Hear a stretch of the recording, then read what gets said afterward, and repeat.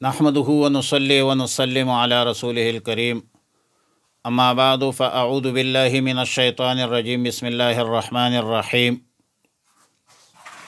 ان اللہ سیبطلہ ان اللہ لا یصلح عمل المفسدین۔ پارہ نمبر 16 سورہ طٰہٰ، رکوع نمبر 2، آیات نمبر 40 اور حدیث الفتون کا سلسلہ نمبر 2۔ بنیادی بات یہ ہے کہ جب فرعون نے جادوگروں کو جمع کیا اور جادوگروں کو کہا کہ اگر تم غالب ہو گئے تو تم میرے خاندان کا جز اور میرے مقربین میں داخل ہوں گے، تمہیں وہ سب کچھ ملے گا جو تم چاہو گے۔ جادوگروں نے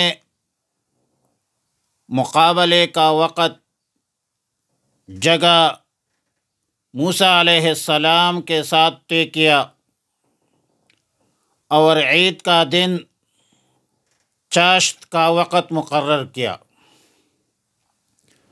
ابن جبیر رضی اللہ تعالی عنہ فرماتے ہیں کہ عبداللہ ابن عباس رضی اللہ تعالی عنہما نے فرمایا کہ یہ فرعونیوں کا یوم الزینہ تھی، محرم کی 10ویں تاریخ تھی اور عاشوراء کا دن تھا۔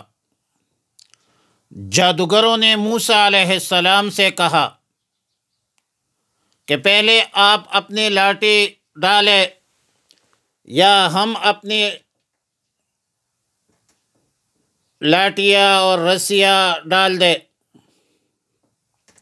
حضرت موسیٰ علیہ السلام نے فرمایا اللہ کے حکم سے کہ القوا ما انتم ملقون، کہ تم ہی پہل کرو، اپنے جادوگری دکھاؤ۔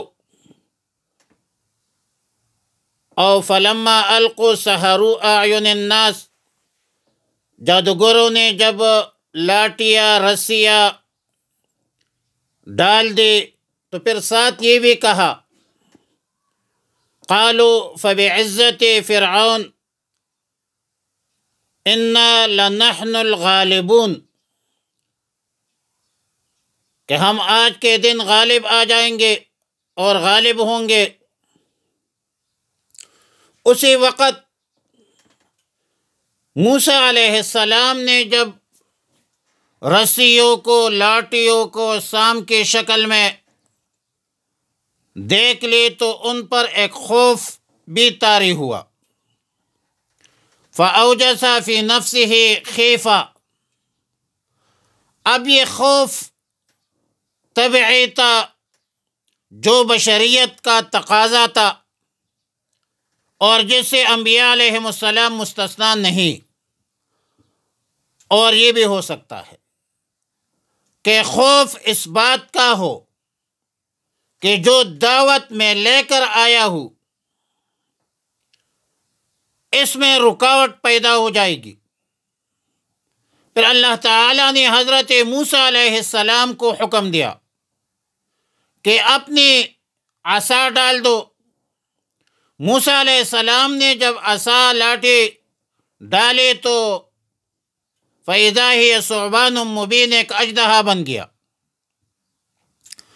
اور اس اژدہا نے تمام جادوگروں کے سانپوں کو، لاٹھیوں کو نگل لیا۔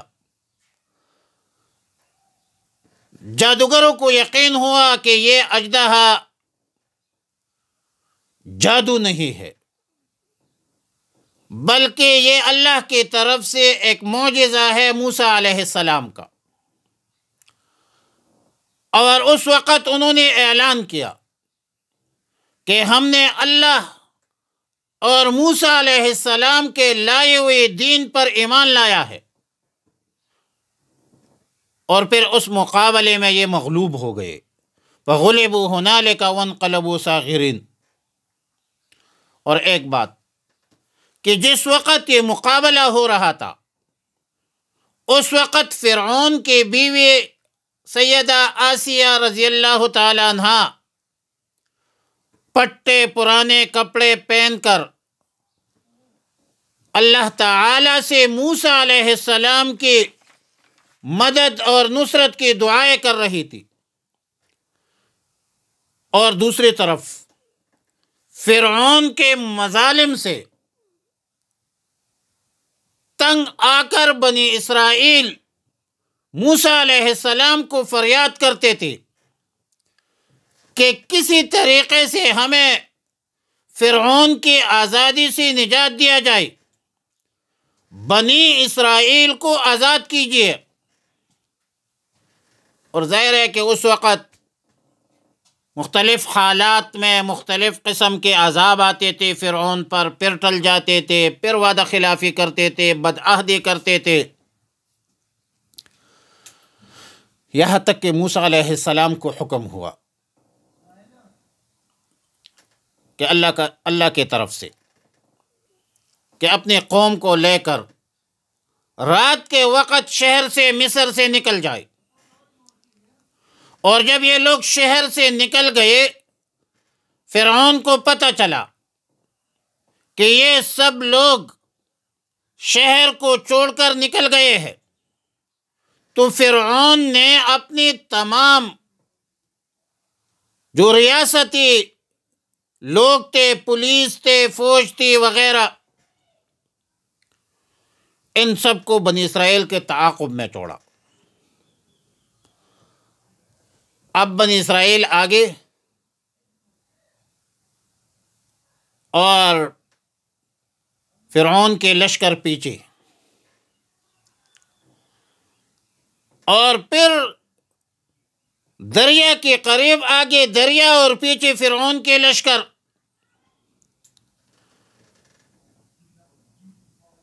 تو اللہ تعالیٰ نے موسیٰ علیہ السلام کو حکم دیا کہ اپنے لاٹھی کو دریا پر مار دے۔ دریا میں 12 راستے بن گئے، جن سے بنی اسرائیل کے 12 قبائل الگ الگ راستوں سے گزر گئے۔ لیکن بنی اسرائیل ہے تو بنی اسرائیل فریادی قوم ہے۔ یہ فریادی قوم جب فرعون کی لشکر کو پیچھے دیکھ رہے تھے تو پھر فریاد شروع کیا کہ انا لمدرکون، یعنی ہم تو پکڑے گئے، آگے دریا ہے، پیچھے فرعون کے لشکر ہے، ہم پھنس گئے۔ موسیٰ علیہ السلام نے ظاہر ہے کہ جس طرح میں نے گزارش کی کہ دریا پر لاٹیں ماری، 12 راستے بن گئے، دریا کے دوسرے کنارے بنی اسرائیل گزر گئے امن سے، سلامتی سے، اور پہلے کارنش پر دوسرے کنارے پر وہ فرعون کے لشکر داخل ہوئی۔ وَأَغْرَقْنَا آلَ فِرْعَوْنَ وَأَنْتُمْ تَنْظُرُونَ۔ اللہ تعالی نے فرعون کے لشکر کو دریا میں غرق کر دیا، اور فرعون کے لاش کو دریا نے باہر پھینک دیا۔ سب لوگوں نے لشکر فرعون کے ہلاکت کو دیکھا، نشان عبرت بنتے دیکھا، اور فرعون کے لاش تو آج تک نشان عبرت ہے۔ اور اس کے بعد موسیٰ علیہ السلام کے ساتھ آگے چلے۔ راستے میں ایک ایسی قوم پر گزر ہوا جو اپنے بنائے ہوئے بتوں کی عبادت کرتے تھے، اللہ کے بغیر غیر کی عبادت کرتے تھے، شرک کرتے تھے۔ تو بنی اسرائیل ایسی قوم ہے بدبخت کہ انہوں نے موسیٰ علیہ السلام سے مطالبہ کیا، یا موسیٰ اجعل لنا الہا کما لہم آلہہ، یعنی اے موسیٰ علیہ السلام ہمارے لیے بھی کوئی ایسا معبود بنا لیجئے جیسے اس قوم نے بنایا ہے۔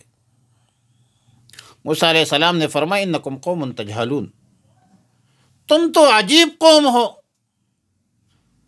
جہالت کی باتیں کرتے ہو، بدبختو، تمہارے پروردگار نے تم پر کتنے بڑی احسانات کی، کتنے بڑی انعامات کی، اور ان تمام تر انعامات احسانات کے باوجود تم ایسی جاہلانہ گفتگو کر رہے ہو۔ اور غصہ ہوئے، ظاہر ہے کہ موسیٰ علیہ السلام جلالی تھے۔ یہاں سے آگے بڑھ کر بنی اسرائیل کو میدان تہ میں ایک ایسا جگہ پر ٹھہرایا اور فرمایا کہ تم سب یہاں ٹھہرو، میں اپنے رب کے پاس جا رہا ہوں کوہ طور پر، اور اپنے بھائی سیدنا موسیٰ علیہ السلام کو نائب مقرر کیا، اور قوم کو، بنی اسرائیل کو کہا کہ ہر کام میں سیدنا ہارون علیہ السلام کی اطاعت کرو، اس کی بات مانو، اور میری واپسی تک اس کی امارت قبول کرو، یہ میرا نائب ہے، اور یہ جو کچھ آپ کو کہے وہ مان لیا کرو۔ اور پھر کیا ہوا، انشاءاللہ اگلے درس میں، اگلے سبق میں